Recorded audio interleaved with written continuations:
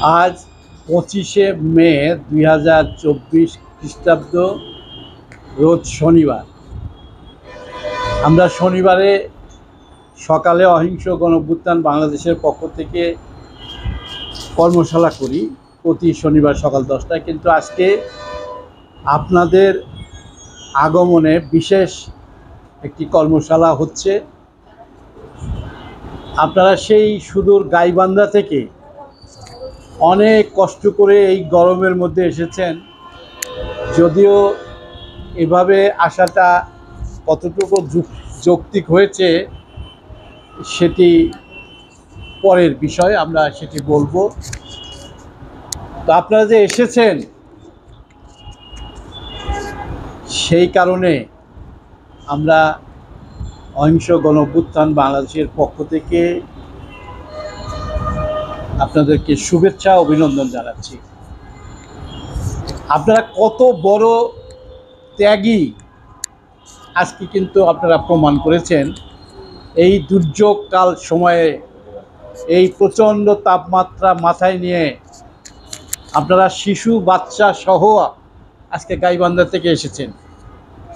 কেন এসেছেন? আপনাদের একটি চাওয়া পাওয়ার আকাঙ্ক্ষা আছে, সেই আকাঙ্ক্ষার কথা শুনতে এসেছেন। সেই আকাঙ্ক্ষাটা কিভাবে পূরণ হবে সেটি শুনতে এসেছেন। আমরা সে কথাগুলো সংক্ষিপ্ত পরিসরে বলবো, কারণ আপনাদেরকে আবার ফিরতে হবে, হয়তো আবার সারা রাত লেগে যাবে যেতে। জানি অনেক কষ্ট হবে আপনাদের, তবুও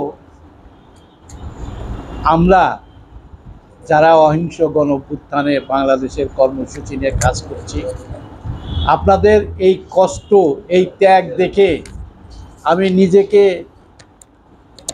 অনেক অনেক বেশি গর্বিত মনে করছি যে বাংলাদেশের এখনও নারী পুরুষেরা তাদের অধিকার আদায়ের জন্য তারা ত্যাগী আছেন, ত্যাগী হবেন এবং তাদের অধিকার তারা আদায় করে নেবেন।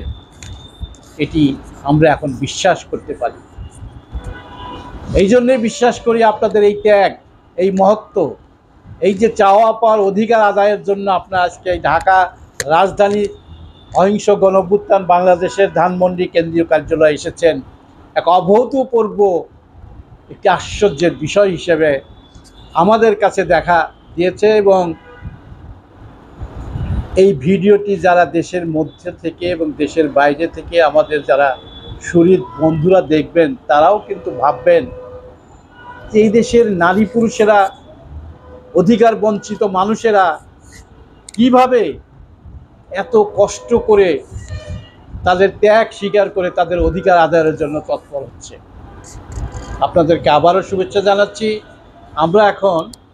আমরা কে কোথা থেকে এসেছি আমরা পরিষ্কার করে নামগুলো বলবো এবং কোথা থেকে এসেছি সেটি বলবো, যে কারণে এই তথ্যটা এখানে ধারণ করা হচ্ছে।